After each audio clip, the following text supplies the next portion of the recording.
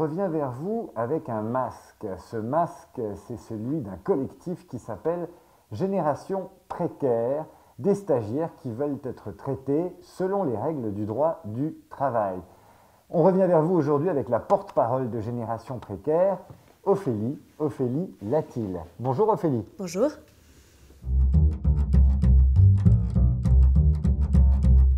Moi j'ai fait Sciences Po, j'ai fait un master de droit spécialisé en propriété intellectuelle et j'ai un master en management. Je parle anglais, allemand et russe et j'ai fait 2 ans de stage non rémunéré pour lesquels j'ai fait 2 prêts auprès de ma banque. L'envie de changer les choses vient du jour où j'ai dû former une équipe de consultants en CDI alors que j'étais stagiaire.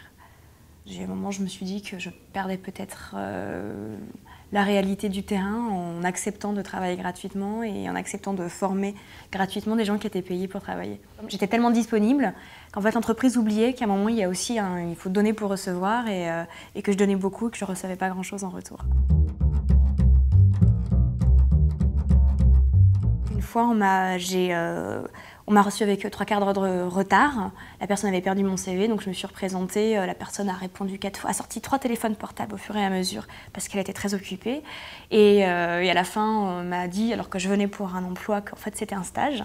Donc j'ai répondu que je ne pouvais pas, parce que pour des raisons un peu morales, parce que je trouvais que c'était normal vu le poste de travailler, et en plus parce que je venais pas pour un stage, j'avais pas les moyens de le faire, j'avais un loyer à payer, et il m'a dit parce que vous êtes pauvre en plus.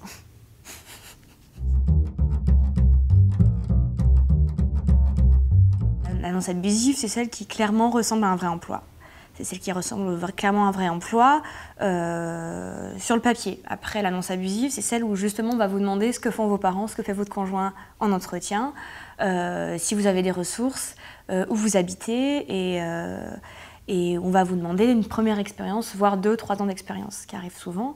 Et on va dire, mais attendez, il faut que vous soyez opérationnel dès le premier jour. Là, quand on commence à vous demander d'être opérationnel, alors que vous êtes censé être stagiaire, donc apprendre à découvrir le monde de l'entreprise, il y a un problème. Sans hésiter, l'édition, le luxe, la culture, la musique, le conseil. Pour tout ce qui est édition, communication, culture, il y a le côté glamour du secteur qui fait que les gens ont envie. Et ce qui est terrible, c'est que ce sont du coup des secteurs où l'ambiance n'est pas forcément très bonne. Parce qu'en général, une entreprise qui ne respecte pas ses employés, en général, c'est pas une entreprise où il fait bon vivre. Donc ce qui est dommage parce que ça donne une mauvaise impression du travail et de l'entreprise aux jeunes qui veulent se lancer là-dedans. Une personne déjà qui ne vous respecte pas dès le départ, c'est quelqu'un qu'il faut fuir ensuite dans son travail.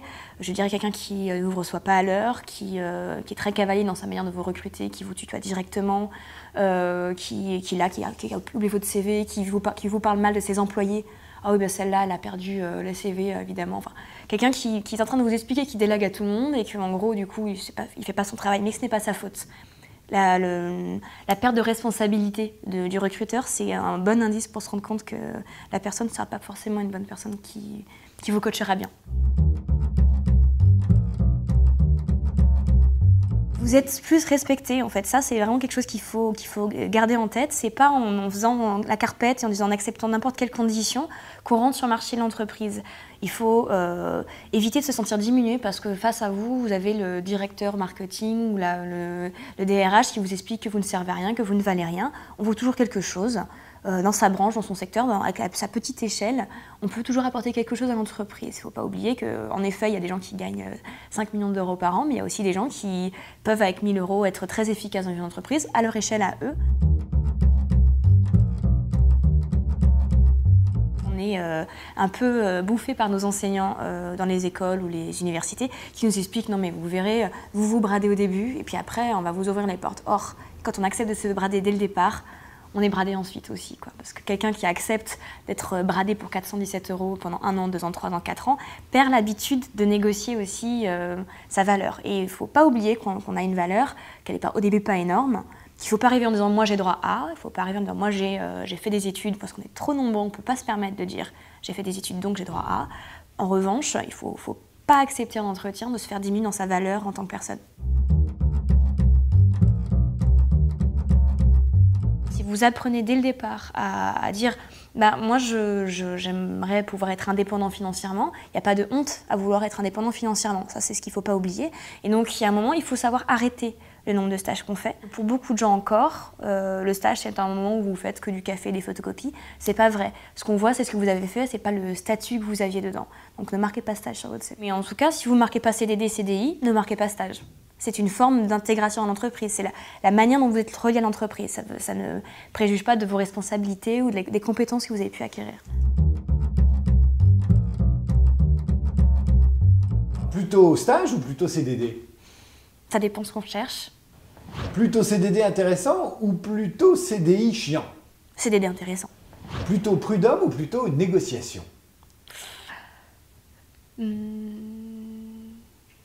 Ah, c'est difficile comme question. Plutôt entretien ou plutôt test? Entretien. Plutôt je fais mes 35 heures ou plutôt je compte pas mon temps? Ça dépend, on est stagiaire ou on n'est pas stagiaire.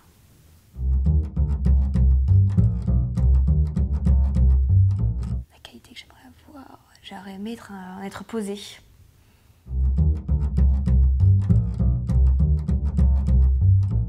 Le fatalisme.